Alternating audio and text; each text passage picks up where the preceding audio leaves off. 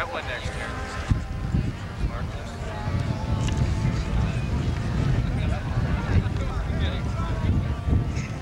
Julie should be out here too, because she should be.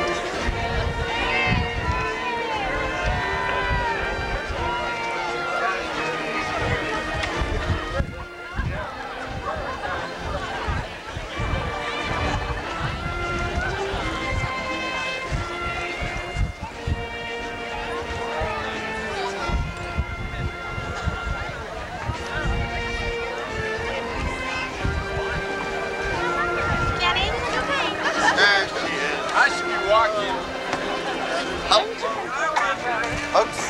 No way. Are you kidding? Up there.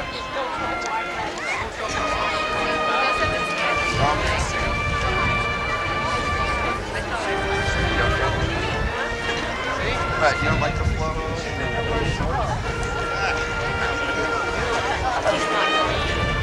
Oh, there he is. Nice hat.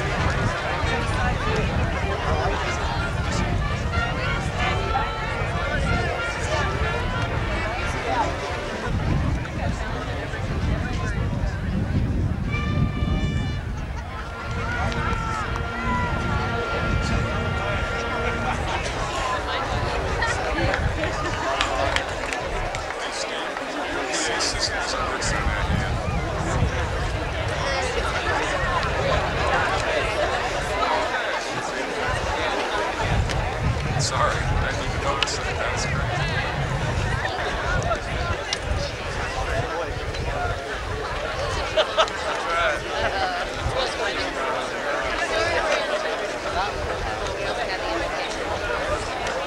We had a carrier.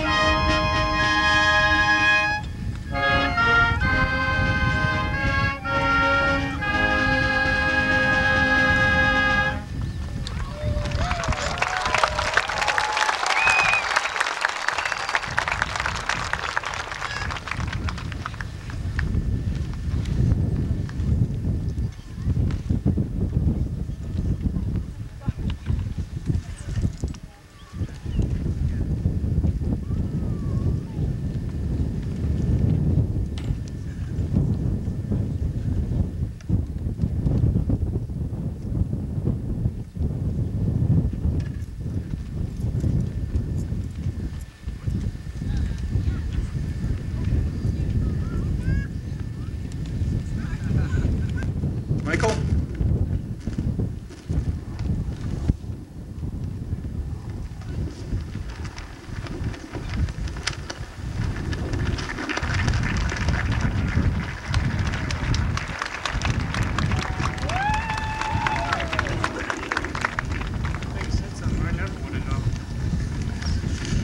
How y'all doing out there? That's good. The light of discovery shines upon us. Upon the mountains we've climbed, the horizons we've searched, we felt the wind and the wonder. You've helped us to wonder. You've given us hope. You've given us dreams. You've shown us the sky. You've given us wings. May that light forever shine. May our dreams be fulfilled. May we know truth and feel love. May we all find our way in this world. And by the light of this new morning, from the dawn of this new day, may we see through your eyes. Show us the world. Show us the way.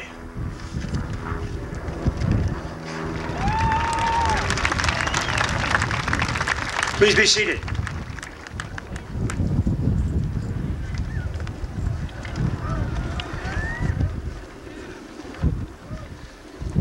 Let me welcome you on behalf of the graduates to the spring graduation commencement exercise of the 11th academic year here in Prescott. This is an interesting occurrence today in that the size of the graduating class is bigger than the entire enrollment 11 years ago. So we've made a lot of progress.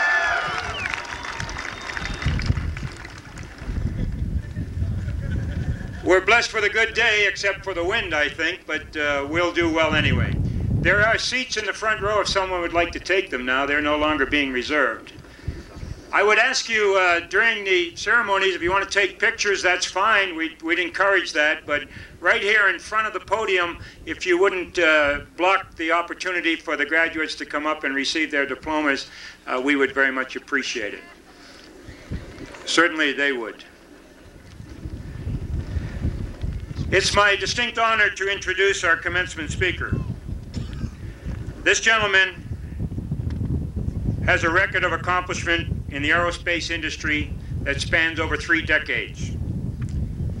Following service as the engineering director of military projects for Boeing helicopters, he joined the McDonnell Douglas Helicopter Organization in 1980 as chief engineer on the Apache program. In 1981, he was named the vice president of engineering, and in 1986, he was promoted to his present position. He received his Bachelor of Science degree in Civil Engineering from North Dakota State College in 1954 and his Master of Science degree in Civil Engineering from the Massachusetts Institute of Technology in 1955. Ladies and gentlemen, honored guests, distinguished faculty, worthy graduates, please join me in welcoming Mr. William P. Brown, the President of McDonnell Douglas Helicopters Company.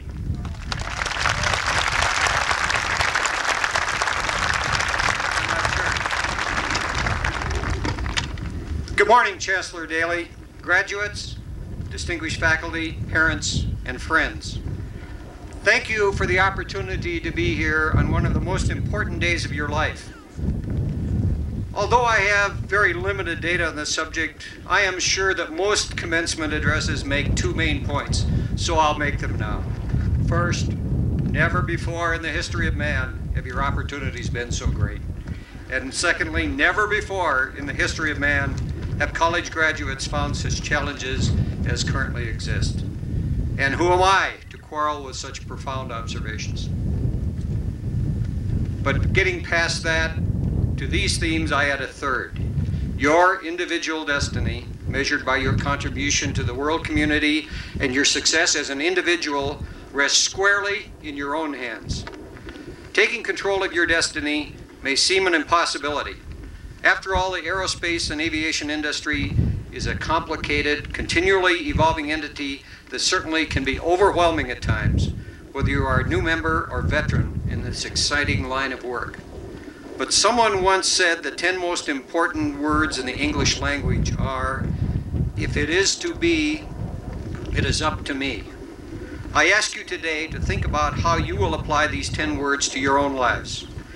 The Manufacturing Studies Board believes U.S. industry has entered a new era caused by the convergence of 3 important trends: the rapid worldwide spread of engineering and manufacturing capabilities, the emergence of advanced manufacturing technologies, and growing evidence that to improve our competitiveness, changes are needed in organizational structures as well as in traditional management and labor practices.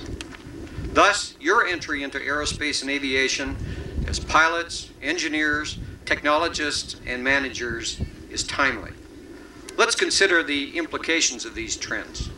Marshall McLuhan first explored the idea that increasingly sophisticated information and transportation systems would break down distance, political, economic, and cultural barriers, bringing together the peoples of the world and creating a global village. Today, while many barriers remain, we are witnessing the removal of many more. We take for granted the communications technology that allows us to witness with joy the crumbling of a wall symbolizing tyranny, and at the same time, we watched with horror as the barriers to freedom remained in Tiananmen Square. We use telecommunications systems to transmit information worldwide within minutes, and we rely on air transportation to reach our destination quickly and inexpensively. Political changes in Eastern Europe and the Soviet Union have opened up new commercial trade opportunities, but also prompted a rethinking of NATO defense policies and economics. And in a move that will have far-reaching impact, 12 European countries are working toward that day in 1992 when they erased trade barriers to become a consolidated European economic community. We in the aerospace and aviation industry couldn't play a more vital role in such changes. Demand for commercial travel between countries continues to expand, providing new opportunities for pilots, airlines, and aircraft manufacturers. Air travel within countries is also evolving. Japan, for instance, plans to create more than 3,000 heliports over the next 30 years to deal with ground and air congestion. The plan's executive director, Genichiro Kazashima, explained, if the 21st century is to be the society of information networks, it will be necessary to incorporate the movement of people and objects within these networks. Meanwhile, many within our industry are creating international, in some cases multinational partnerships that bring together engineering expertise, manufacturing capabilities, customer bases, and capital funding. So while political and cultural differences certainly still exist throughout the world, we can see that the global marketplace, at least, is coming to fruition. Unfortunately, we in the United States sometimes feel that God is an American and will protect us from harm. Let me repeat, do we really feel that God is an American and will protect us from harm? I submit that this has been our mindset for the last 4 decades, and we must recognize this failing if we are to thrive in the world economic scene. A logical side effect of the 20th century's rapid industrial and scientific achievement is that society now expects and depends on continuously developing technologies. For example, the launching of satellites once was new and exciting, guaranteeing extensive media coverage. Now it seldom gets mentioned. The same is becoming true for spaceflight. We've come to expect new and improved products and the use of high technology wares in our daily activities. In aerospace and aviation, that means we are being asked to continue exploring ways to build aircraft and support equipment with lighter, more durable and cost-efficient materials such as composites. We must maximize the use of emerging technologies such as simulators for aircraft design and pilot training. Society also wants us to make aircraft safer and easier to maintain, reduce aircraft noise, make the manufacturing process more environmentally sound by continuing to reduce the number of hazardous chemicals needed and to improve disposal methods, and spread technology to as many applications as possible. A recent forecast by the technology research organization, the Battelle Memorial Institute, estimates that U.S. funding for research and development will grow 4.8% this year, and the annual report also confirmed another trend saying, over the past few years, industry and government have switched roles as the primary source of R&D support. The federal government was the principal founder before 1980, but industrial support has been greater throughout most of the 1980s. Both government and industry recognize the value of never letting up on the development of technology, and the U.S. certainly is not alone in understanding and acting upon this philosophy. But therein lies the root of the problem for American business today. We have neglected the fact that we are not alone in this worldwide market. We have forged ahead, certain of our position in the global economy, and convinced that our mode of operation is the wisest of all. Now, American business is going through some serious soul searching. A 1987 report by the American Assembly stated, America's economy is growing more slowly than it used to, more slowly than we needed to, and more slowly than our competitors' economies. We are consuming far more than we produce and earn, and we are having growing difficulty paying our bills. Our prosperity is threatened, as is our capacity to provide world leadership and to achieve a more competitive society. While many social and cultural problems contribute to the lack of worldwide competitiveness by American business today, I believe regaining that competitive edge depends less on things that can be done by the government or society as a whole, and more on the actions of American industry, of which many of you will soon be part. I'd like to share with you how some of us in the industry are shouldering the challenge of improving our competitiveness by implementing what we call total quality management systems. The basic premise of achieving notable competitive advances lies in creating organizations and corporate cultures that design in and build in quality rather than inspecting it in. The culture must be one that continuously strives to improve the way we work, think, talk, and act in all of our individual and group activities. That allows us to improve productivity, identify and eliminate waste, and make our careers more satisfying. The culture will result in products that give our customers what they want, first time and every time quality. Let me share with you a definition of quality recently put forth by my friend Tom Murrin, currently Deputy Secretary of Commerce and formerly Chairman of the Defense Manufacturing Board. Tom says, quality is doing the right things right the first time. That means your new car starts the first time you turn the key. Your new stereo produces the distortion-free, vibrant sounds you expect. Your new home is constructed from first-rate materials and is ready when you were promised it would be ready. It will be your task to ensure that quality is the primary attribute of your product or your service. It does little good to shift the blame or to say the slide began 15 or 20 years ago. Those were the days when most of you were worried more about learning how to ride a bike than why its wheels kept falling off. Quality control then only meant that Dad would fix it. For better or worse, this is the world you have inherited. Your challenge is to improve that which falls short and to reinforce and build on existing strengths. I'm reminded of a poster seen recently in a gift shop that reads, "If all you have is lemons, make the very best lemonade you can." Regaining American industrial leadership depends on finding and developing men and women with the following attributes: the ability to visualize quality, the strength to be a leader and not simply a boss, the competence to work in teams, the proficiency to think of the customer's needs first, last, and always, the wisdom to listen to the ideas of others, and the skill to delegate responsibility and empower people to perform. The problems faced by American industry are manageable. The goals we have set are attainable, and the societal and political changes we seek can be accomplished. You are the men and women who will manage industry tomorrow, who will set and achieve goals higher than my generation thought possible, who will bring coherence, clarity, and consistency to society and the world political structure. Embry-Riddle has prepared you admirably for these challenges by exposing you to the technical and creative processes that need to meet the demands of the rapidly changing world in which we live.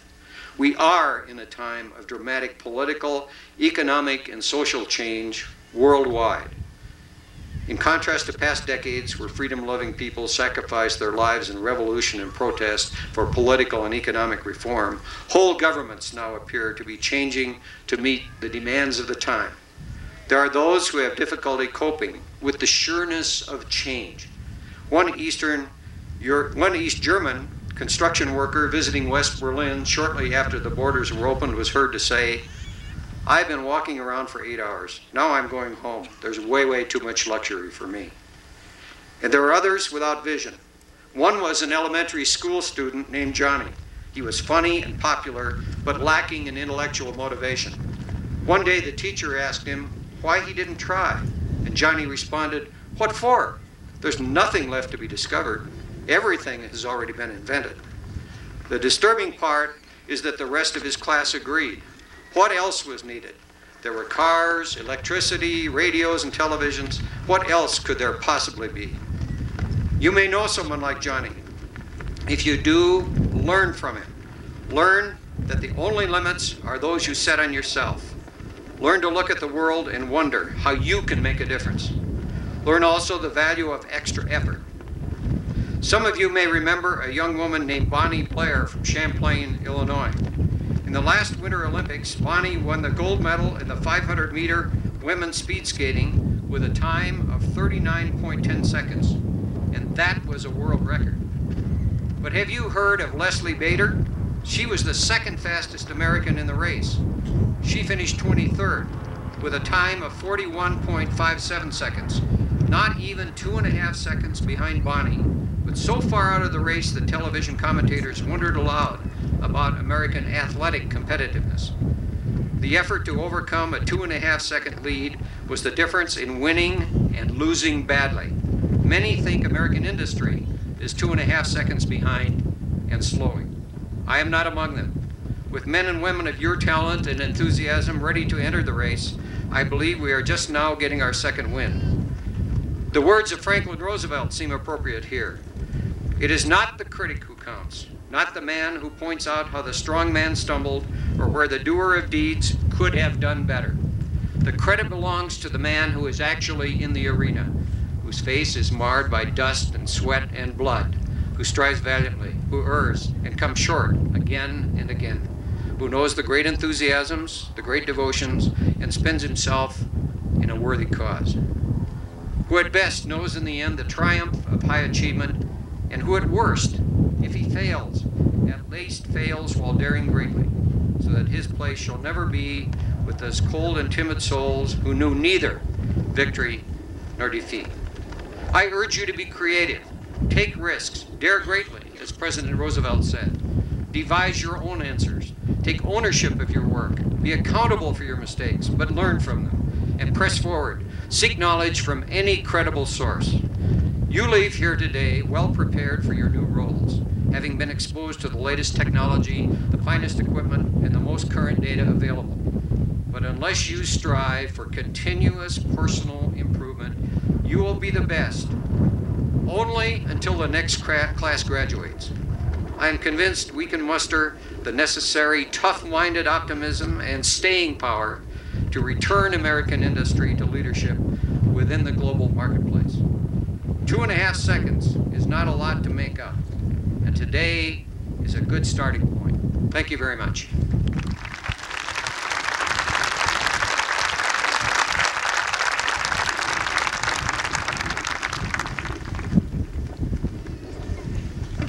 Each graduating class chooses their own representative to speak on their behalf, and it's my privilege to introduce the senior class speaker for today's commencement exercise, Ranzo Zifia.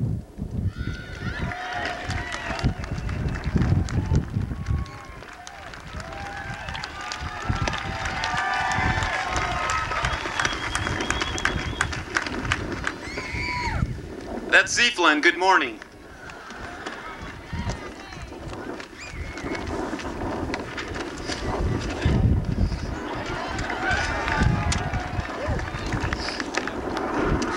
I want you all to know that I failed speech class twice. Okay.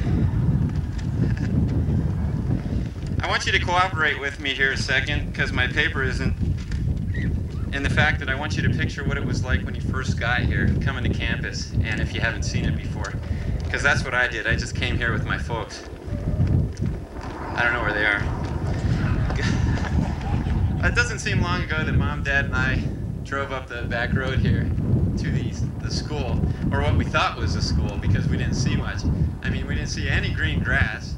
I didn't hardly see any buildings. I did see a flagpole and a big blue, we call it the Blue Goose, but it was a big blue school bus there, and I think this was foreshadowing on what was to come. Now, Chris Ryan, a good friend of mine, sitting back there, he, thanks. He came up with a good little saying. He says, and this goes for everything, expect nothing and know what to expect. I think that applies in a lot of cases, especially this one, okay? Well, I think all of us made the mistake of thinking that Embry-Riddle would be something like UCLA or ASU or one of the Ivy League schools back east, you know, with the red brick buildings and all the vines growing up the sides and the grass that needs to be cut twice a day. But I thought this was supposed to be a professional kind of school. Well, it is, educational-wise. I think we kind of knew what to expect because in the paraphernalia or the propaganda that Riddle puts out to us, we see this nice overhead view of the school, you know, with this big blue lake in the background that looks big enough you could sail the Queen Mary on it, you know.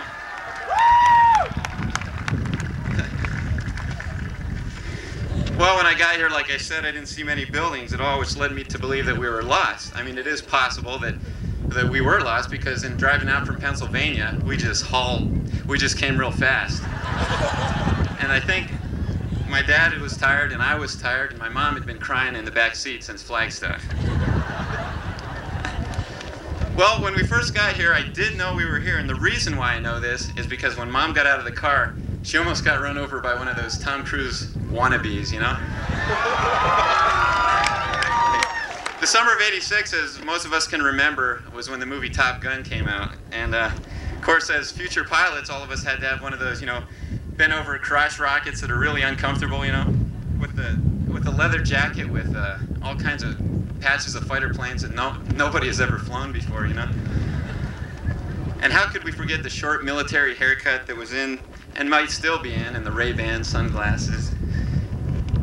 And the ultra cocky, nobody can touch me attitude with the nose so high in the air that the stall horn's on.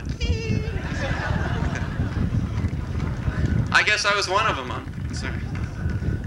I guess the point here is that if you can't fly like a military pilot, at least you can look like one. Well, Mom didn't get hit. But I think she got her mind off leaving her son a little bit, which was good. That eased the tension a little. And the other reason I knew I was in the right place is because whenever an airplane flies over, and we still do it now, everything stops and everybody looks up in the air. And if it's a Cessna, it's no big deal. I mean, you look up and it goes over. But if it's a jet, I mean, you see people sprinting and the shades are coming up and they just have to get out into a clearing where they can see it better. It was at this point that I really started to feel at home. I think it was our first day here that we all had the pleasure of eating PFM food.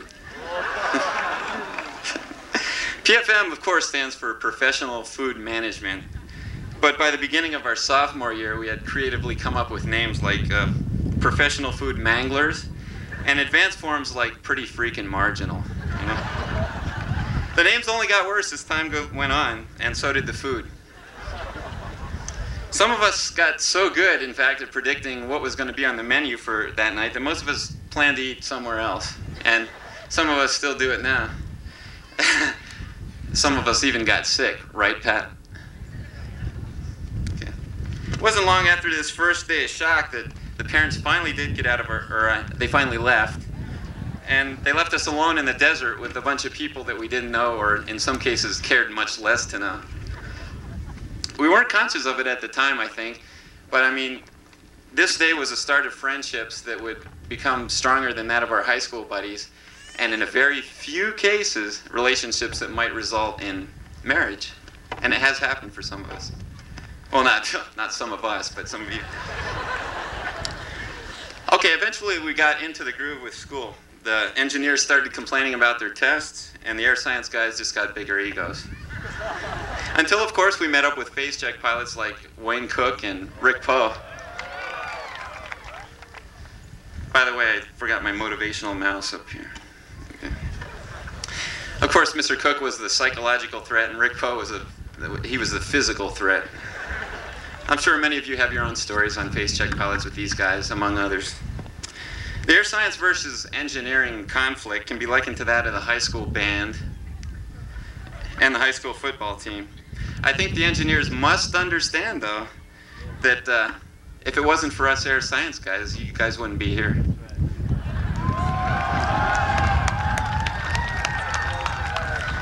Okay, as for the computer science and the business majors, they just geek around campus and look nerdy all the time with their little pocket spotty protectors. Okay. A little bit of air science arrogance there. Throughout our relatively short stay here at Riddle, I think we've grown so much. I believe we've grown I believe we've grown mentally, physically, spiritually, and psychologically. We've become so much more mature, although my parents may have different views on that subject. Mentally, we've learned in 4 years what have taken our forefathers over 2,000 years to learn. And the air science guys are into heavy memorization, and the engineers are into proving perfection.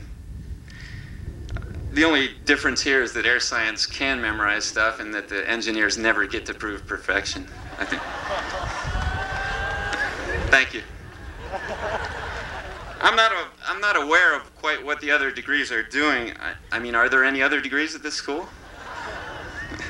Oh yeah, the nerdy business majors. And the geek and electrical engineering guys. All I can say for these majors is, guys, get a life, you know?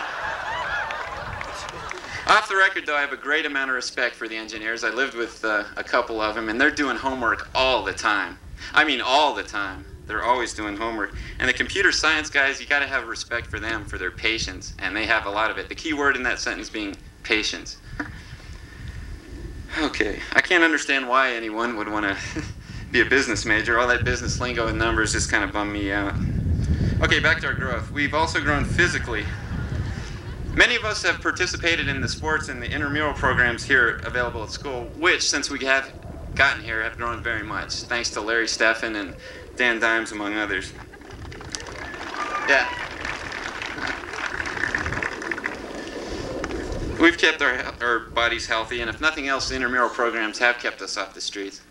Speaking of streets, I've never been in a town of slower drivers than I have here in Prescott, Arizona.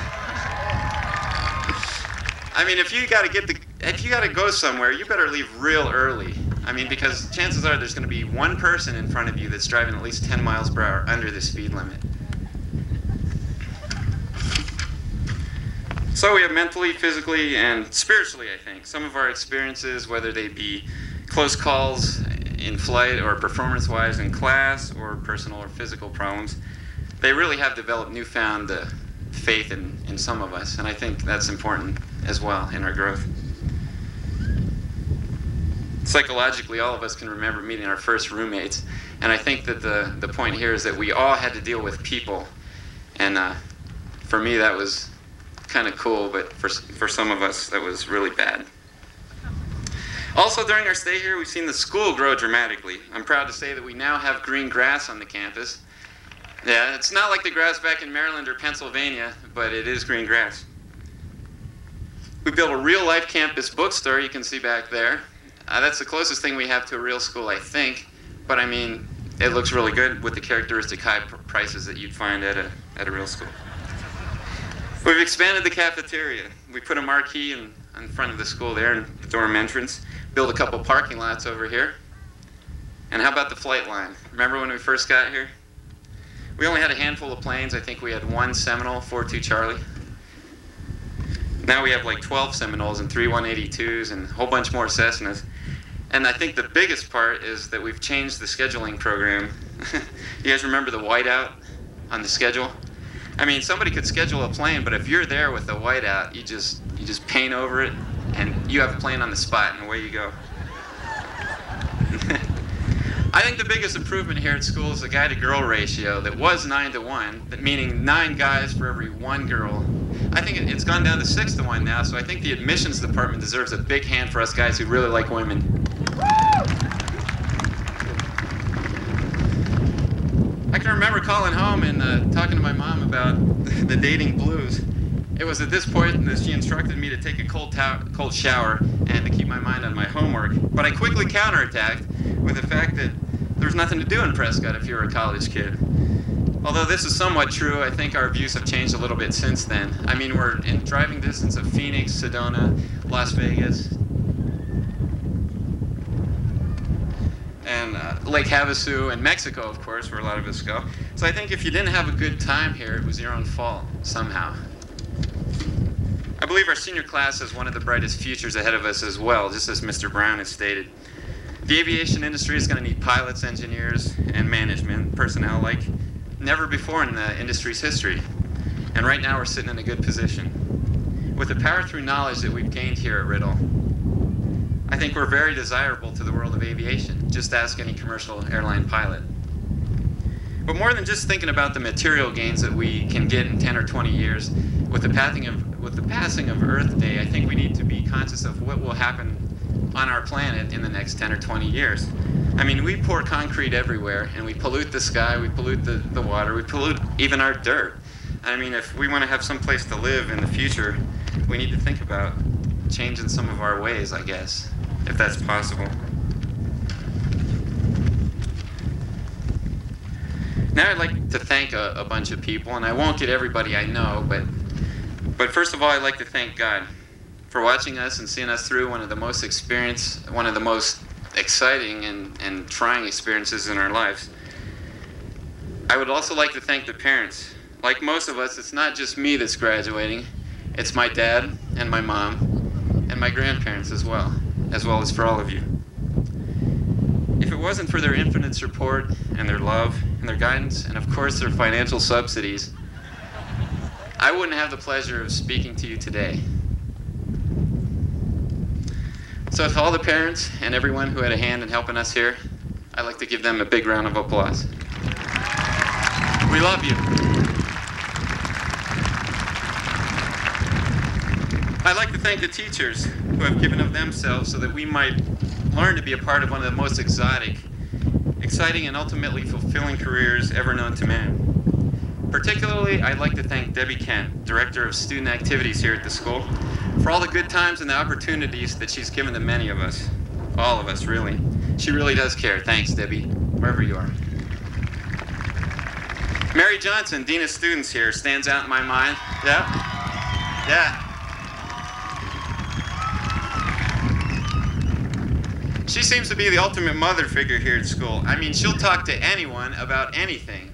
You go in there with a problem, you'll come out with a smile this big. I'd like to thank Mr. Michael Pillay for his family for his warmth and affection that they have shown me. Well, not affection, warmth that they've shown me and many of my friends, for the great start that he had given me and for the support that he continues to give me. Thanks, Puke. I know it's impossible to thank all the faculty individually because I primarily dealt with the air science side of things. But I do hear names like Haraff, Samuels, Trout, Beagle, Newcomb, Gary, Moses, Cheek, Garrett, Lee, Quigley, Bennett, McKean, Raymond, Cohn, and there's 1,000 more, and I bet there's a million stories about each one of them. I'm sorry I can't cover them, but I want to say thanks to all of you. Thanks. I'd like to thank our friends, particularly Josh, the Chairborns, Matt, Duckhead, Rick, JJ, Jeff, and Tracy, for their clothes, food, toilet paper, toothpaste, cookies, dirty magazines, and use of their personal computers, and of course the old tests. Thanks, guys. I'd like to thank the husbands and wives for giving of themselves so that the other might succeed. I'd like to thank the city of Prescott for harboring many of us who speed, drink too much, and steal all the Prescott high school ladies.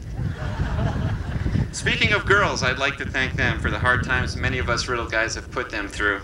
They go through a lot here, and we're sorry at times, well, at least I am, sorry at times that we have treated you cheaply and not given you the respect that otherwise at another school you might have gotten. But thanks for sticking it out and putting up with us. I think they deserve a hand as well. Finally, I'd like to thank my senior class for giving me the opportunity to talk with you, and Craig Kreiser, the runner-up vote-getter for the class speaker, for preparing his speech in the event of inclement weather or my assassination. In any event, thank you all. Mung ho, God bless, and good luck.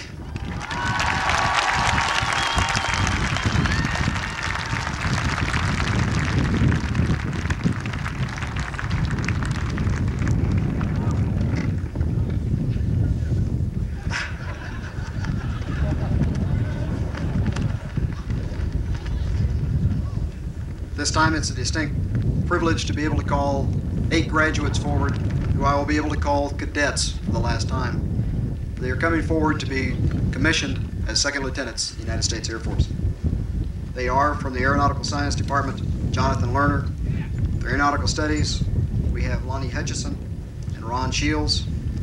For Aeronautical Engineering, Tammy Baker, Robert Erickson, Jeffrey Hubble, and Jason Wood. Last, of the Computer Science Department, we have Dan Wiggins. It's also a privilege to announce the distinguished graduates for Air Force ROTC Detachment are Tammy Baker and Dan Wiggins.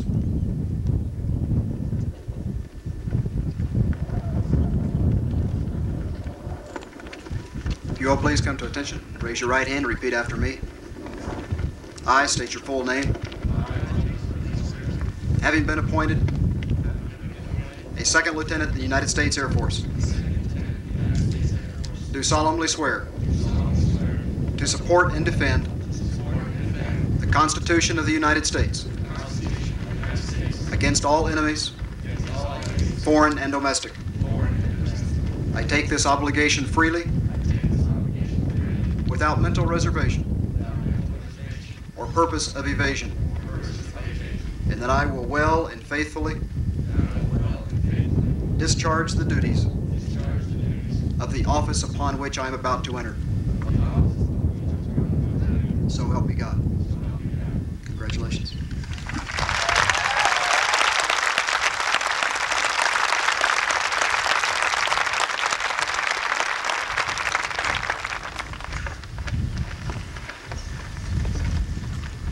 Good afternoon. It's my pleasure to introduce to you from the Air Science Department, Christopher Ryan, if he'd come forward, please, and from the Air Studies Department, Jose Colon.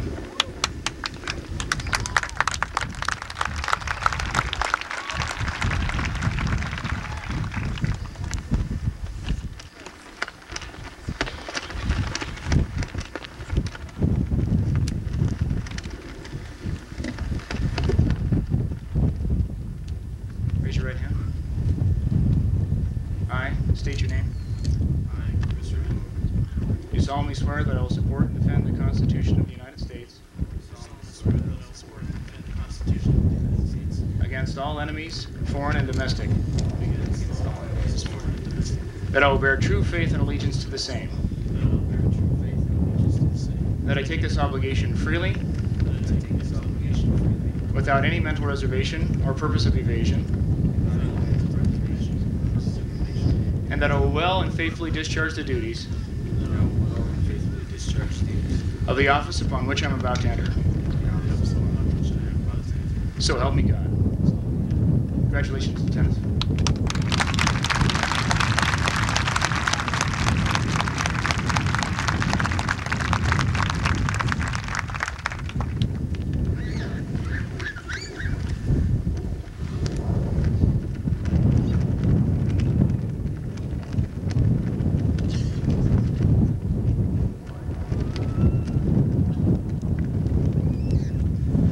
Will the candidate for Associate in Science degree in Aviation Business Administration please come forward?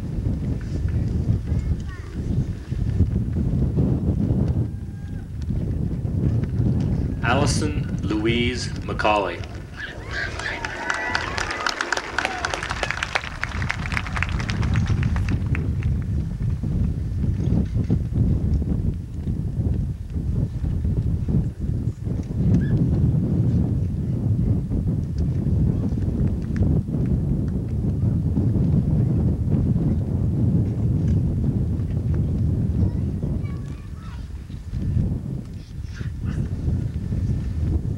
Candidate for Associate in Science degree in Aeronautical Science, please come forward.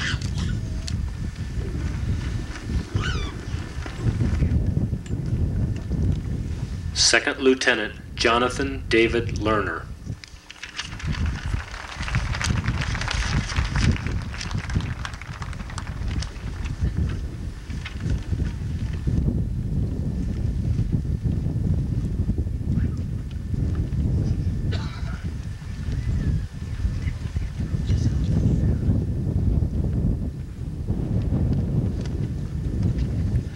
Will the candidates for Bachelor of Science degree in Aeronautical Studies please come forward?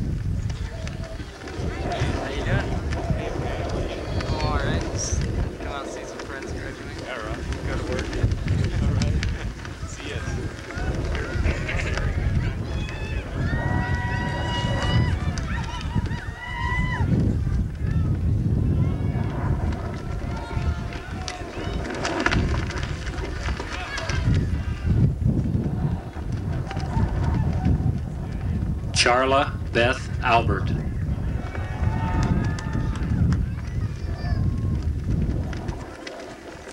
John Ernest Allen.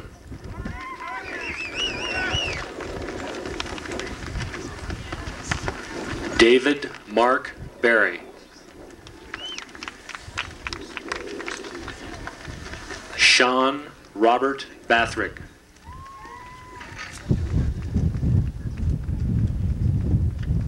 Carson Benner.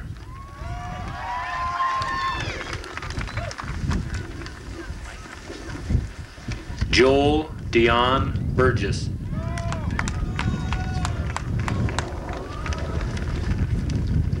Ralph Edward Cabret.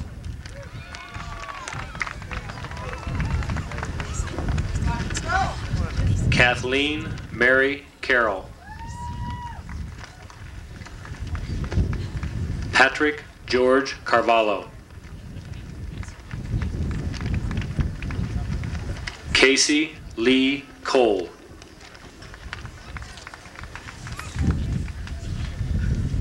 Second Lieutenant Jose Colon. Thomas C. Dixon.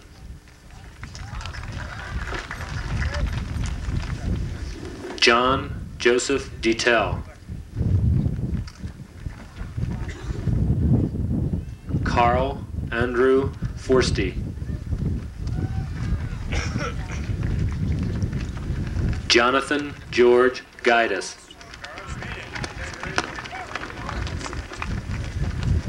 James Patrick Greenhall. Julie Dawn Guest.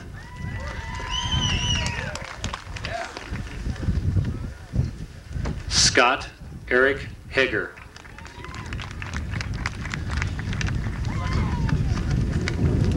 Jeffrey Allen Hilmer.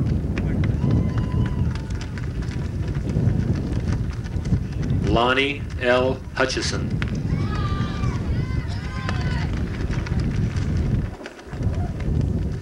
Carrie Lee Cook.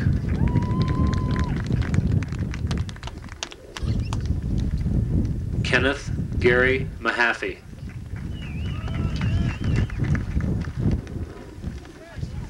Robert Charles Matthews.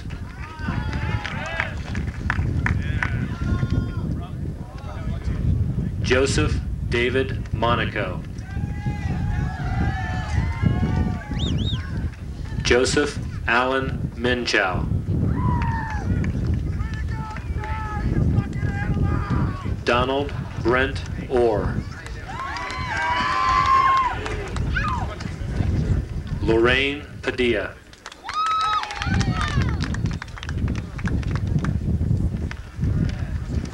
Jean-Michel Pierre, graduating cum laude.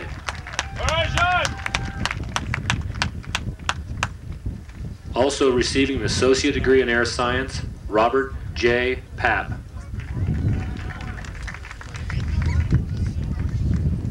Annalie Inez Penn. Good job, Annalie! Dave Keith Purcell.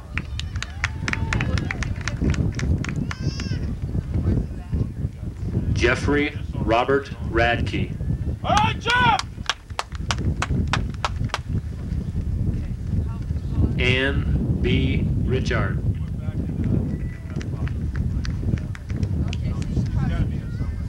David Michael Richter.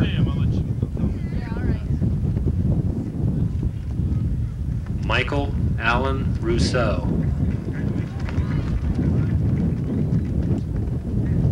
William David Samuelson.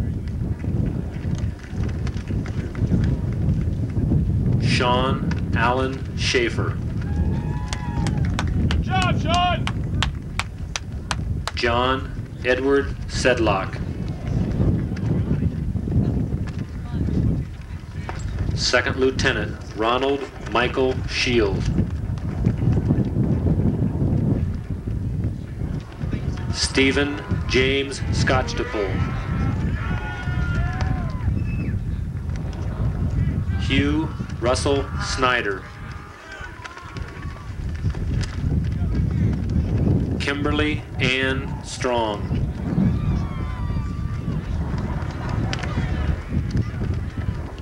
Cal Rod Sutton.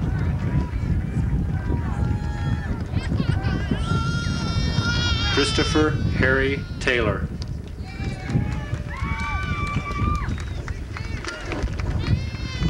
Joseph Julius Walker, Jr.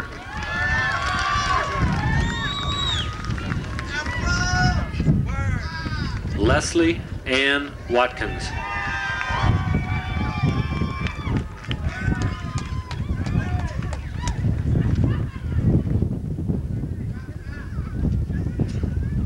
Janine Whittington.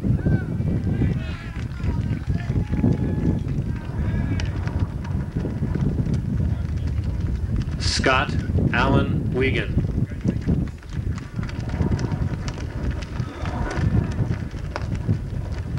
Darren Brent Wild.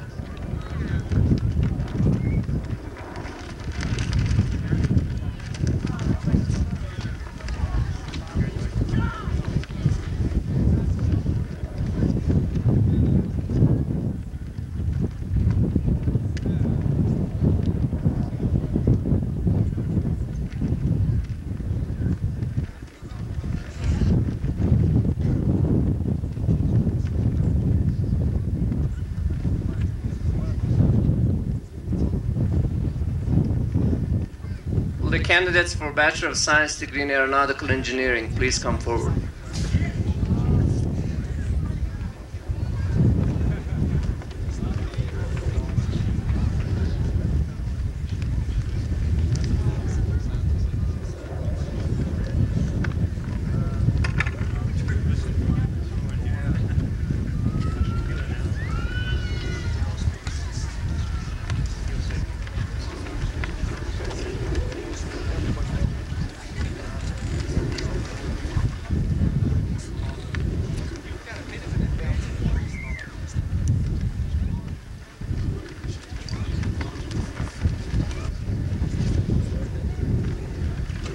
Aaron George Ankrum.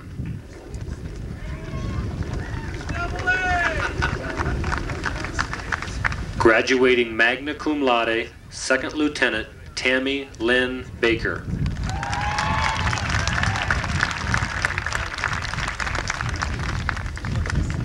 Douglas E. Bloom.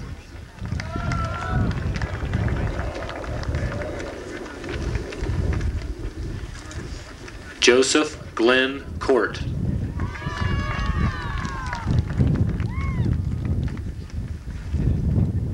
John Milton Dietz.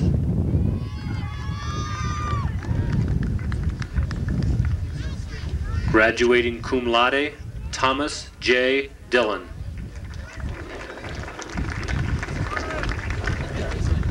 Robert Brian Glenn Duke.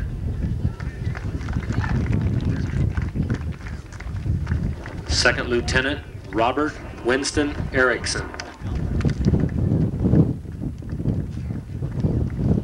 Paul Kiowa Fanua.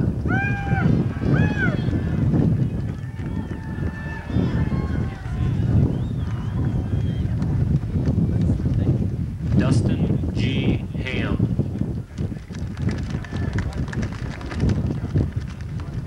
Second Lieutenant Jeffrey Bruce Hubble.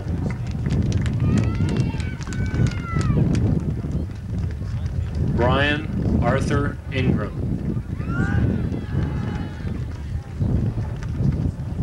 Graduating cum laude, Norman D. Knight, Jr.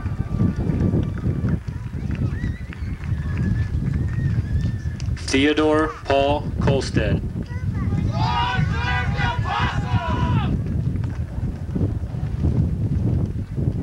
Daniel Vincent Mansir.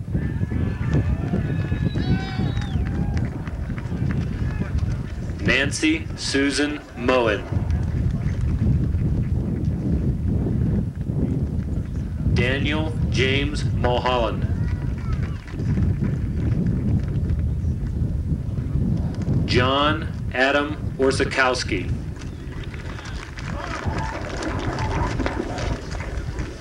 Leslie Christine Payton.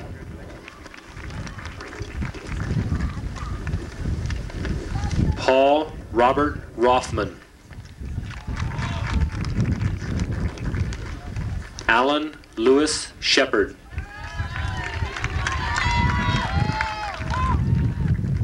Graduating magna cum laude, Stacy Austin Thompson.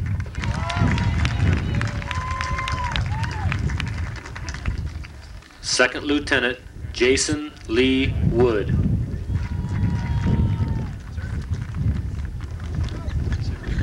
James Ken Yamanaka.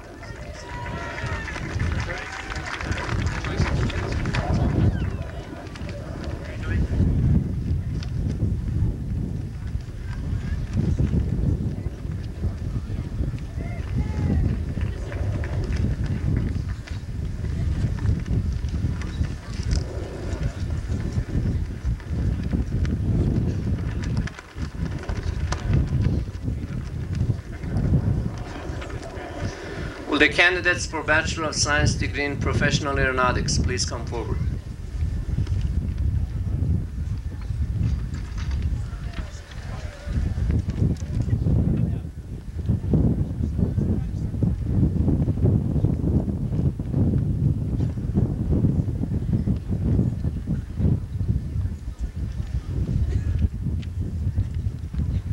Cormac Patrick Creven. Mark Brian Holycross. Michael Melville Martin.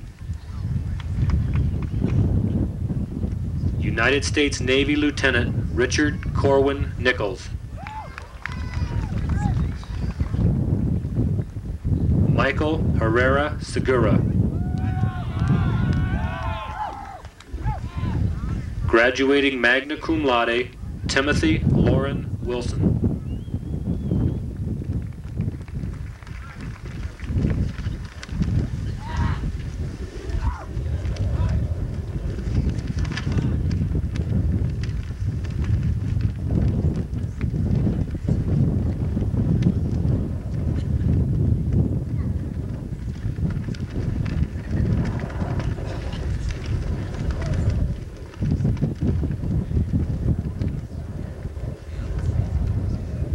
Will the candidates for Bachelor of Science degree in Aviation Business Administration please come forward?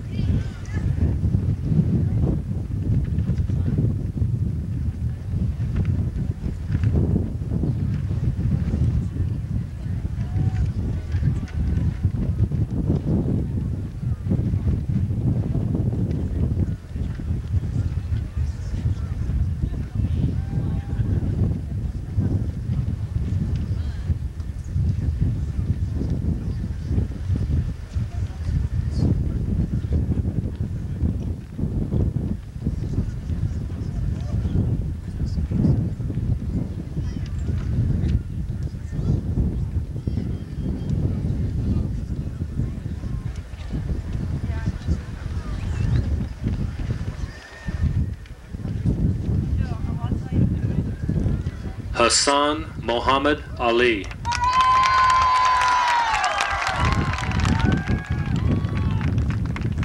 Nadar Ali II.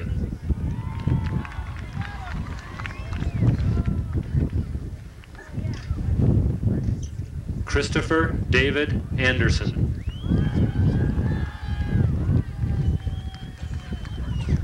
Jeremy Rand Bailey.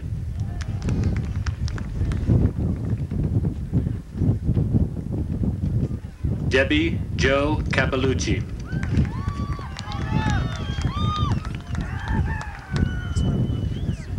Eugene Benedict Coogan. Sharon Patricia Cruz. Artemisa Pamela Duenas.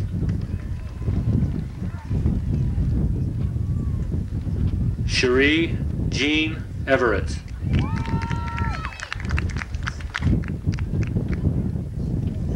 Kathleen Patricia Fitzgerald.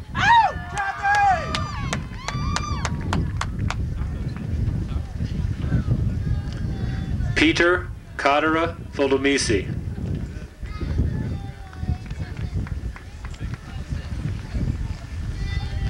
Graduating magna cum laude, Julie K. Graham.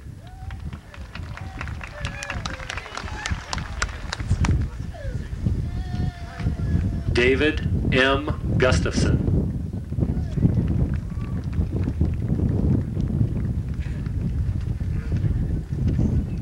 Duncan D. Hannigan.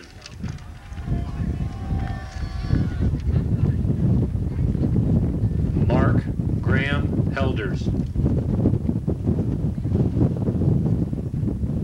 Maria Antoinette Hill.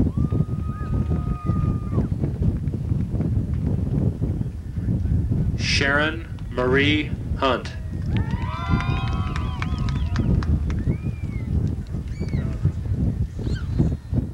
James Patrick Hunton.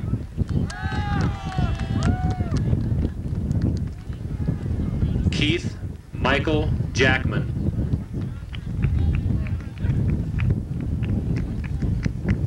Christy Lee Jacobs.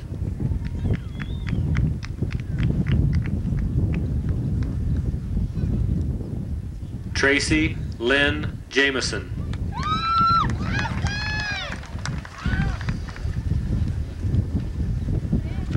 Mark Thomas Kyson.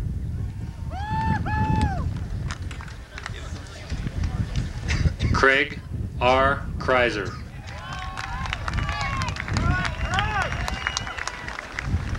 Deanna Lee Lancaster.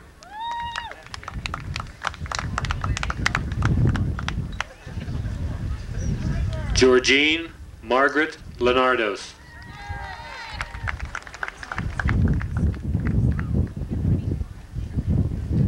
Nicole Suzanne Marshall.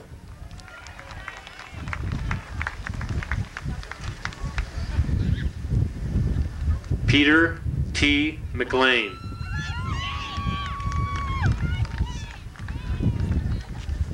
Sean Darren Murdoch.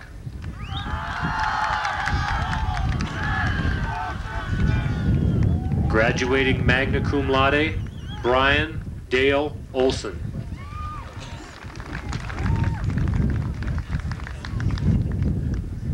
Thomas Charles Patton.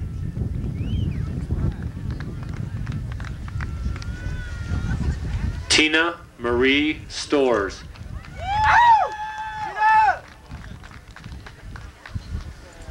Frank Irvin Talbert.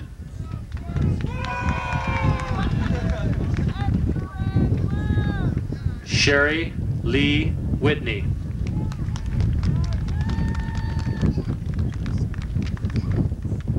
Joycelyn Young.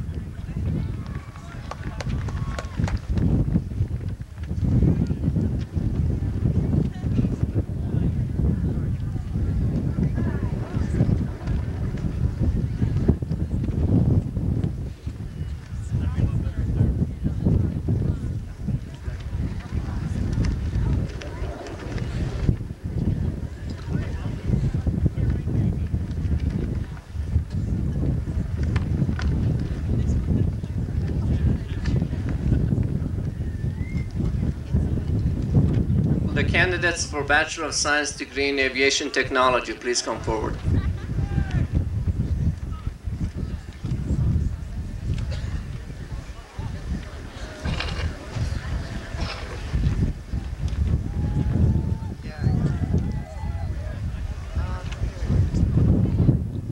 Aaron Headley. Etienne Otano.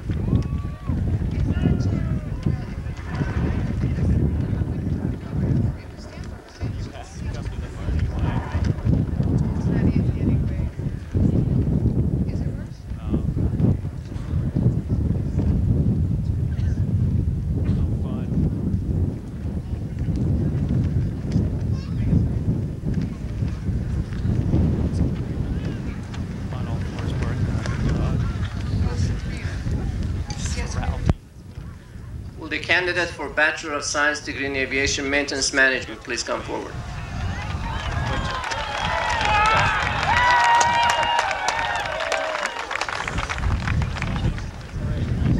See us. Have a good time tomorrow. Oh, you're gonna be my son. Darren Kenneth Dodero.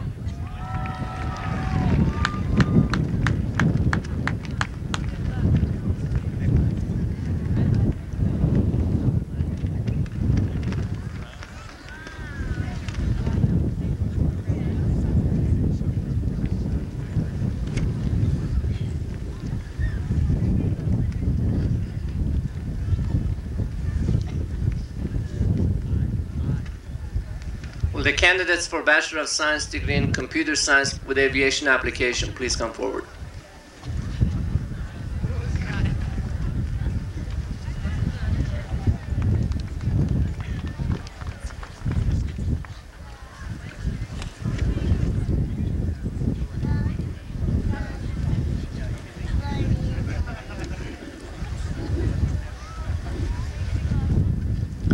Erica Lynn Amos.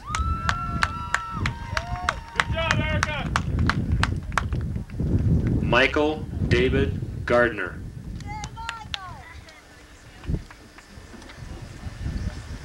Also receiving the associate degree in Aviation Business Administration, John Lewis Subka.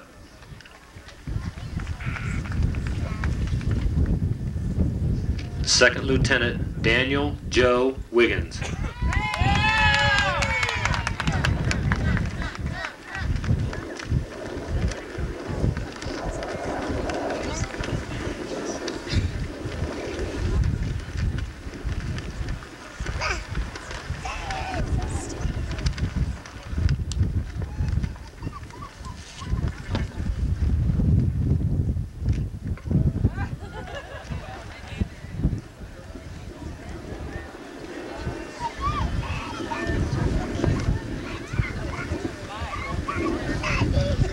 Will the candidates for Bachelor of Science degree in Aeronautical Science please come forward?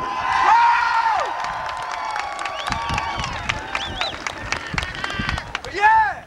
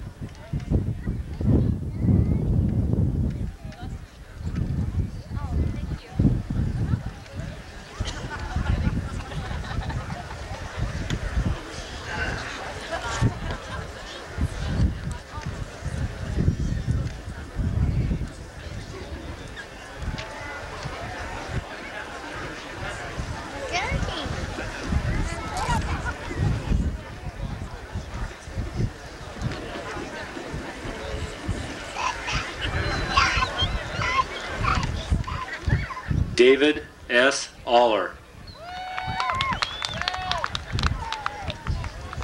Also receiving the Associate in Aviation Business Administration, Kenneth Richard Barbie. Gregory Scott Blake. Graduating magna cum laude, Michael David Breckbill. Angela Hope Browning.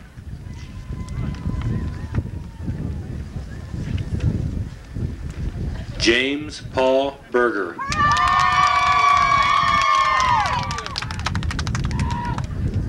Jeffrey Allen Burnett. Bradley Darren Camblin. Danielle Ann Cassell.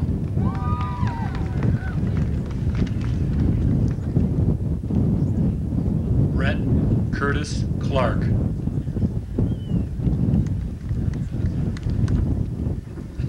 Roger L. Klein. Larry Michael Cool.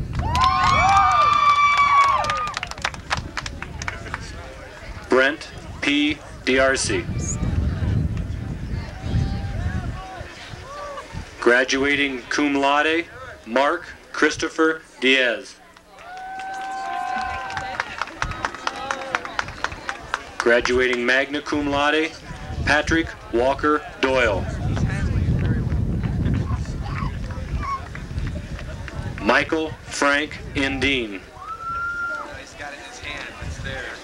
Victor Manuel Estrada.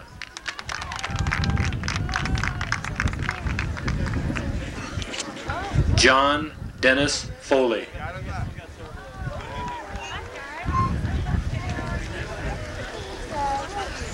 William Clyde Foley. Scott Edward Germain.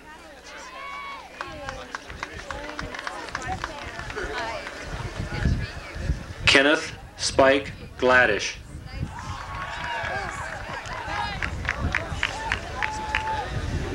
James Richard Greel.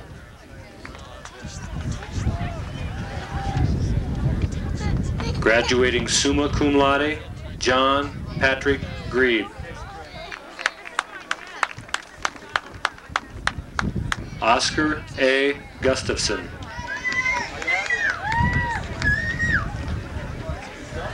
Kevin Laverne Guthrie. Patrick James Haino.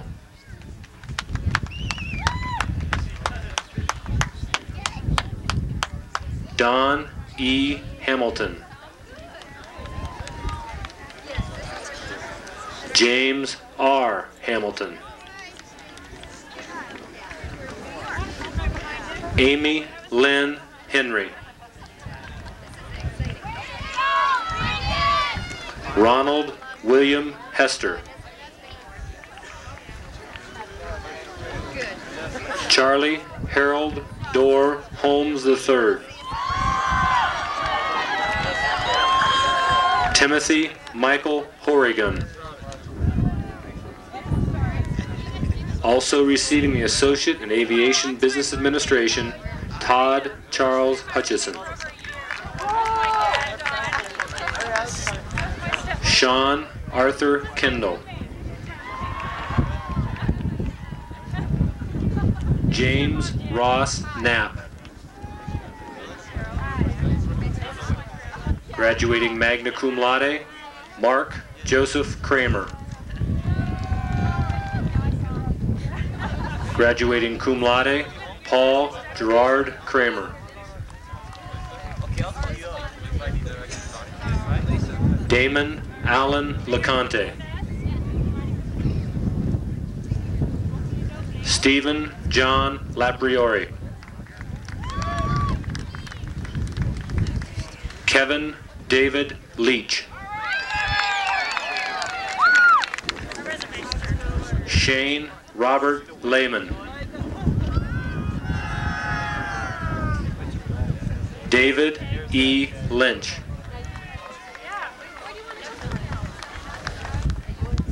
Sasha Karina Masuk.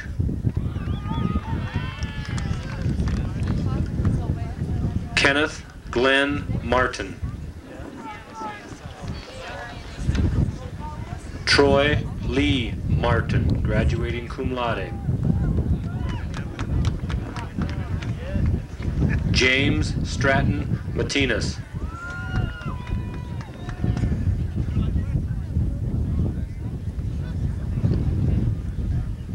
Mark Paul Matsuka.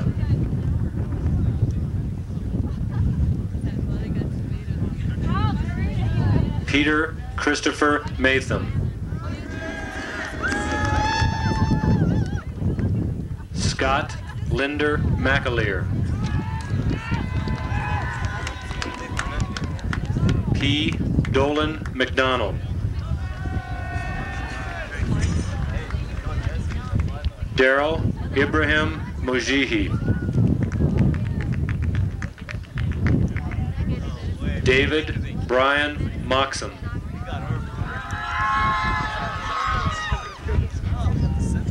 Joseph Moses Jr. Christopher Brian Murray. Michael Byron Nelson. Mark Joseph Nicoli.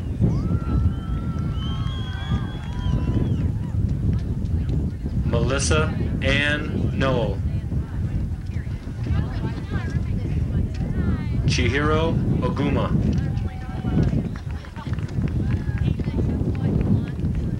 James Armin Olson. Joseph Richard Olszewski.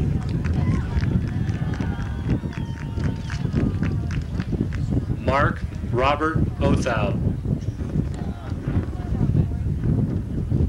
Brian Harold Pearson. David Perez. Daniel Stephen Petlin.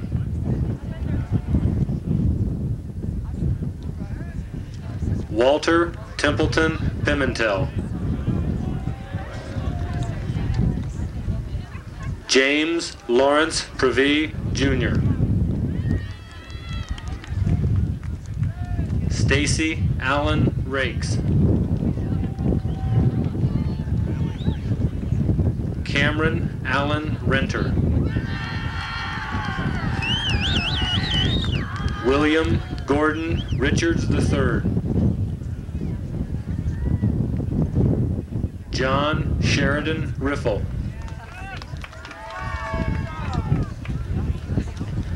Peter Carl Risco. James Michael Rodriguez. Colin Christopher Rogers. John Joseph Roniker III.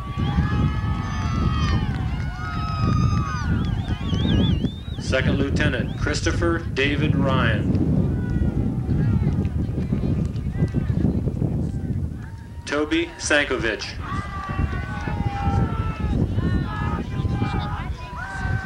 Richard L. Save. Michael Charles Schmidt. Christopher Michael Schrobelgen II. Martin Francis Smith. Stephen Allen Stadler.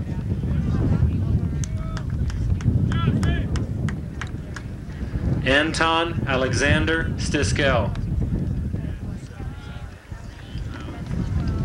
Kent William Thomas. Greg Arthur Vanoy. Tawny L. Vandenberg. James Clifford Walker. Matthew Patrick Walker. Peter Michael Watts. Timothy Lee Weinman.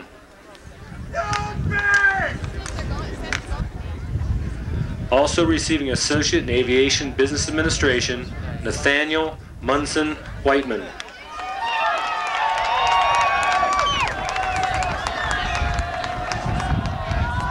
Nancy K. Wiley.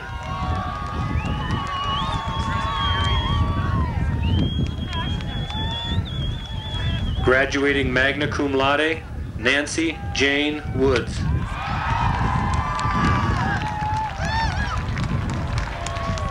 Christopher Charles Wright.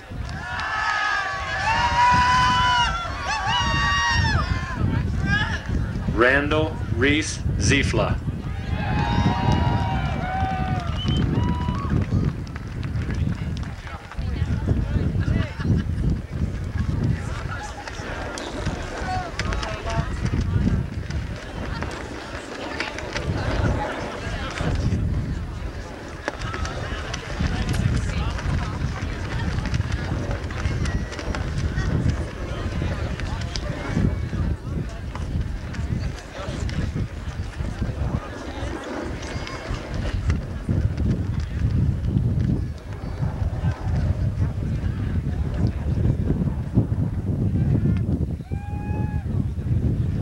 The candidate for the degree of Master of Aeronautical Science, please come forward.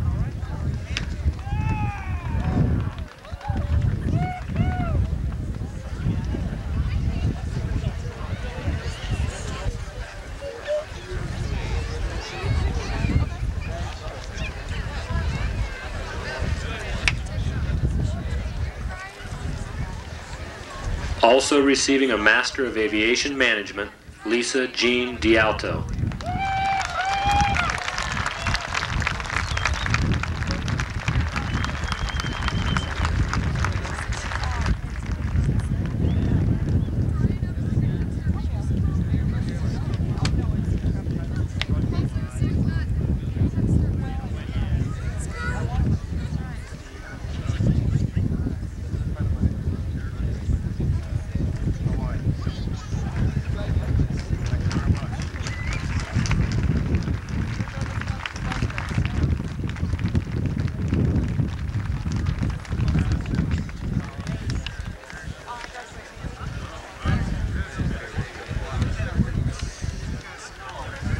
Will all the candidates for degrees please rise?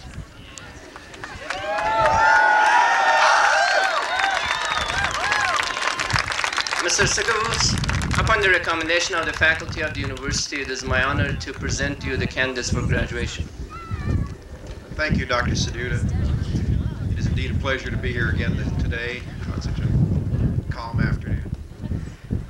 By virtue of the authority granted to me, or vested in me by the Board of Trustees of Embry-Riddle Aeronautical University, I take great pleasure in conferring upon you as appropriate the associate's degree, the bachelor's degree, or the master's degree, with all the rights and honors that go with those. It's now official, ladies and gentlemen. You've made it. Congratulations.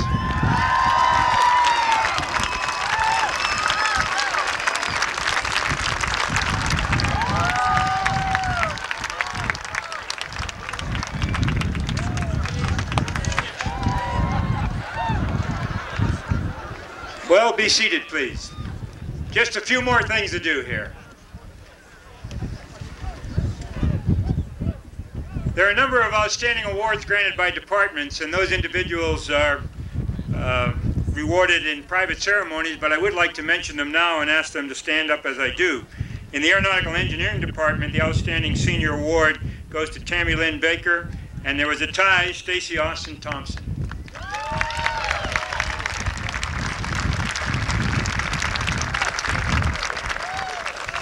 In the Aviation Business Administration, Outstanding Senior Award goes to Brian Olson.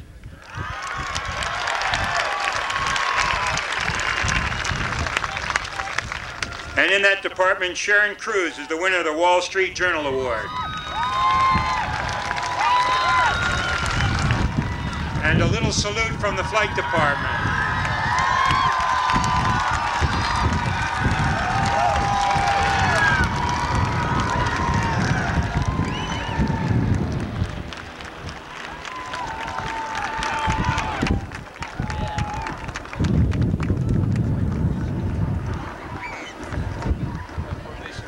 Appropriately enough, the Department Award in Aeronautical Science, Roger Klein.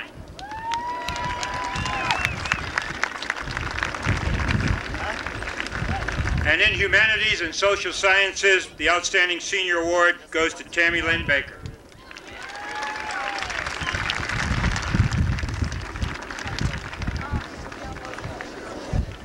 Now, another award that is customarily given at each graduation, and sometimes there don't seem to be appropriate candidates for the award, and there have been times when it hasn't been given. But based on the advice of the Dean of Students and the Dean of Academics, there is a winner of the Chancellor's Award.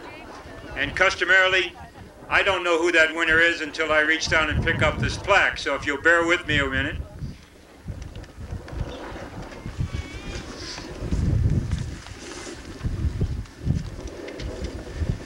Not only is there a plaque to commemorate this performance, which is given for outstanding academic achievement and dedicated campus involvement, there is also a sculpted work, the symbol of excellence in aviation, the eagle, and this commencement award for the Chancellor's Award is presented to Tammy L. Baker.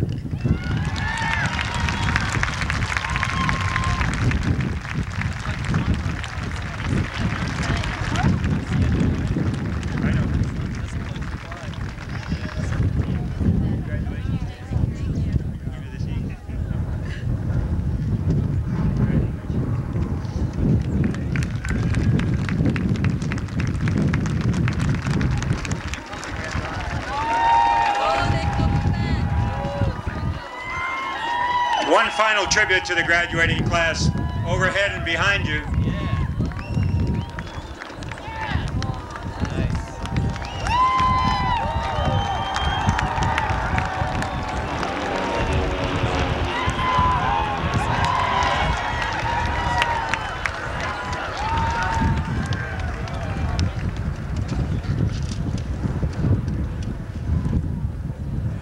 Well, as I look under the podium, I see that something unusual, this particular commencement. Apparently, the Dean of Academics and the Dean of Students couldn't make up their minds between two final candidates. So apparently there's a joint winner for the Chancellor's Award. So receiving that award along with Tammy, you can have that. This Chancellor's Award, presented for outstanding academic achievement and dedicated campus involvement, goes to Patrick W. Doyle in the Aeronautical Science Department.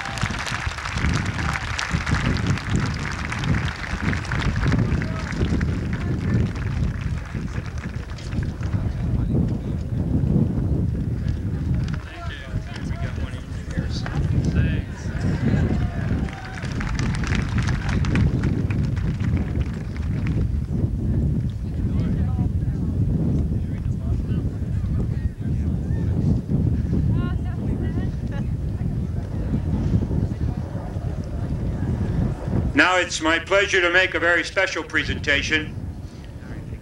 So special, in fact, that we've only done it about a half a dozen times in the 11 years that we've had commencement exercises here in Prescott. I'd like to invite Bill Brown to step forward if he would. Bill, based on your contributions to the aviation industry through your many productive affiliations, culminating in being named the president of McDonnell Douglas Helicopters in Mesa, Arizona, it is now my distinct privilege, with the approval of the Board of Trustees and upon the advice of the faculty, to award you the degree Doctorate of Aviation Management honoris causa, with all the rights, privileges, and responsibilities appertaining thereto.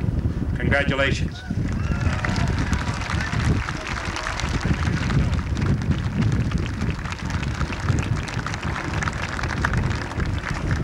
There is a degree here, the Doctorate of Aviation Management honoris causa, with all honors, rights, and privileges thereunto appertaining. In witness thereof, the signatures authorized by the Board of Trustees and the Dean of University are herein affixed. Signed, Edward Stimson, Chairman of the Board of Trustees, and Kenneth Tallman, President of the University. And now we have to take off this master's degree item you have here. Very good. And I'd ask Dr. Satuda and Ray Sigafus to honor you with the hood of the doctoral degree.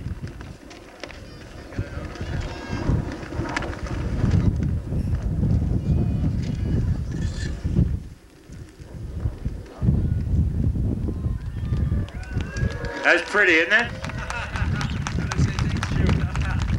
I want to thank everyone involved. I'm delighted and very humbled by this experience. Especially being up here today convinces me that the future of aviation in America is in great hands. Congratulations to all of you.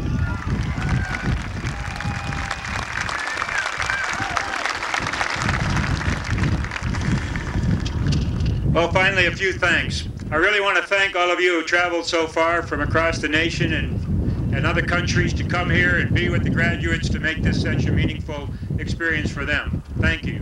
And a special thanks to the Yavapai College Community Band for giving us some live music this time for the first time in our 11 years.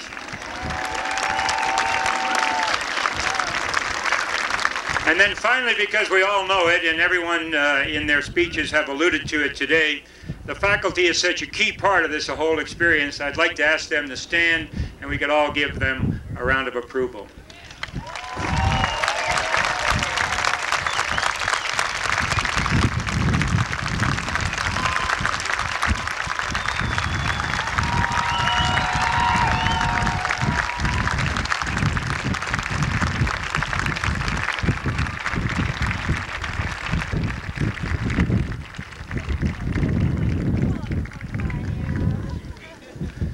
I'd like to invite everyone to stay after the ceremony. Over at the tent, they'll be serving some refreshments. It'll give us all an opportunity to perhaps to meet each other. I'd like to lend my own personal congratulations to you all. I know you're happy with the result, and we're certainly happy as well. Now, if Brian will come forward, we'll have the benediction.